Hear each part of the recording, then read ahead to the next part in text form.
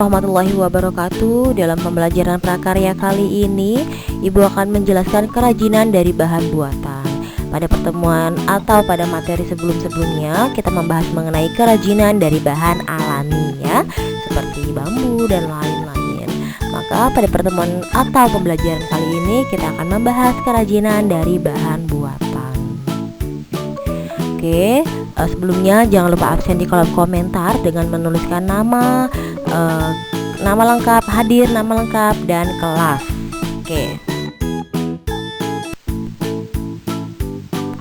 Oke, jenis kerajinan dari bahan buatan itu kita ambil contoh misalnya logam, batu, dan plastik. Kerajinan fungsional adalah produk yang dapat digunakan untuk memenuhi kebutuhan sehari-hari. Kemudian kerajinan hias adalah produk yang diciptakan untuk tujuan memenuhi kebutuhan akan keindahan. Jadi dari kerajinan kerajinan buatan ini ada dua jenis atau yaitu dikatakan kerajinan fungsional dan kerajinan hias. Nih, logam, batu, dan plastik dapat diproduksi menjadi kerajinan yang bersifat fungsional dan hias. Oke, jenis-jenis plastik. Yang pertama jenisnya kita akan membahas yaitu jenis PT atau PET.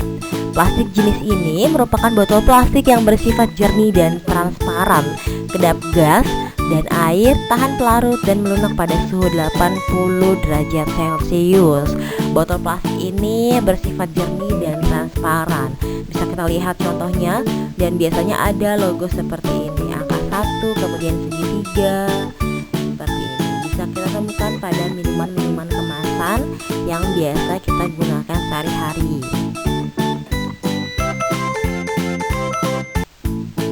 Oke, jenis yang kedua yaitu jenis HDPE. Plastik jenis ini dibuat dari bahan resin yang kuat dan kaku yang berasal dari minyak bumi. Seperti ini kita bisa lihat di sini ada contohnya, yaitu penggunaan dari botol sabun dan lain-lain. Biasanya logonya seperti ini ya, ada logo segitiga dan di dalamnya angka 2. Botol ini tidak disarankan untuk penggunaan yang berulang-ulang. Yaitu jenis V atau PVC. Nah, bahan pembuat V adalah resin yang keras dan tidak berpengaruh oleh zat kimia lainnya. Nah, plastik jenis ini merupakan kategori plastik yang sangat sulit untuk didaur ulang dan dapat melunak pada suhu 80 derajat Celcius. Kemudian yang keempat ada plastik jenis LDPE. Merupakan jenis plastik yang terbuat dari minyak bumi. Bahan utamanya terbentuk dari resin yang keras, kuat, dan tidak bereaksi terhadap zat kimia lainnya. Nih biasanya ditandai dengan adanya logo seperti ini, ada angka 4. Tempat penyimpanan makanan dapat digunakan secara berulang-ulang. Jadi ini bisa kalian temukan pada toples-toples ibu kalian yang ada di rumah. Kemudian yang selanjutnya ada PP. Biasanya di sini ada logonya 5. Plastik jenis PP terbuat dari bahan polimer yang mudah dibentuk apabila dipanaskan. Plastik ini memiliki sifat yang keras, lentur, kuat, permukaan berlilin, tidak jernih, tembus cahaya, dan tahan terhadap bahan kimia, serta dapat melunak pada suhu 80 derajat.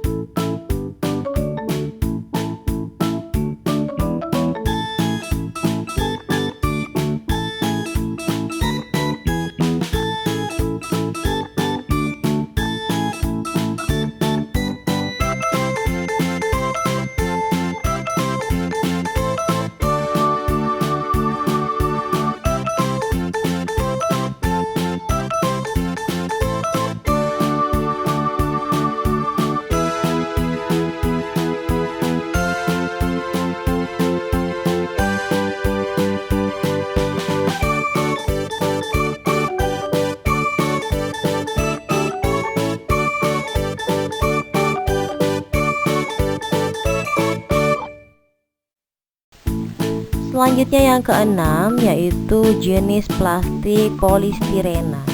Nah, jenis plastik ini biasanya digunakan sebagai bahan dasar dari styrofoam atau gabus. Nih kita bisa lihat nih di sini contohnya ada gelas yang bahan dasarnya yaitu styrofoam atau gabus.